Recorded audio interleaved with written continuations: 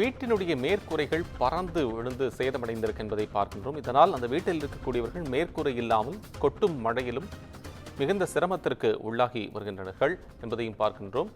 கோவை மாவட்டத்தில் தொடர்ச்சியாக red alert கொடுக்கப்பட்டு கோவையினுடைய பல்வேறு தாலுகாக்களிலும் கனமழை கொட்டி தீர்த்திருக்கிறது. இதில் குறிப்பாக வால்பாறை, சோலையார் உள்ளிட்ட பல்வேறு பகுதிகளில் கனமழையின் காரணமாக வீடுகளின் மேற்கூரை தகரத்தினால் மேயப்பட்டிருந்த அந்த மேற்கூரைகள் பறந்து விழுந்திருக்கின்றன. இதனால் கடுமையான சேதத்தை சந்தித்திருக்கிற அந்த வீடுகள். அது மட்டுமல்ல, கனமழை கொட்டி தீர்ப்பதன் காரணமாக வீடுகளில் இருப்பவர்கள் மழையில் நனையக்கூடிய சூழலும் ஏற்பட்டிருக்கிறது. விவரங்களை கூடுதலாக வழங்க செய்தியாளர் ஞானசேகரன் இணைப்பில். ஞானசேகரன், இப்போ அந்த மழை சற்று ஓய்ந்திருக்கிறதா? அடுத்து வானிலை ஆய்வு மையத்தினுடைய எச்சரிக்கை தொடர்கிறதா? என்ன விவரம்?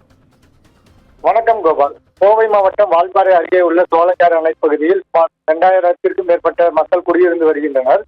சத்யா நகர் அருகே இன்று காலை அதிக காற்றுடன் மழை பெய்தது. அதில் அங்குள்ள சுதர்சன் என்பவரின் வீட்டின் மேல் கூரை அந்த அதிக காற்று உடைந்து பறந்து சென்றது.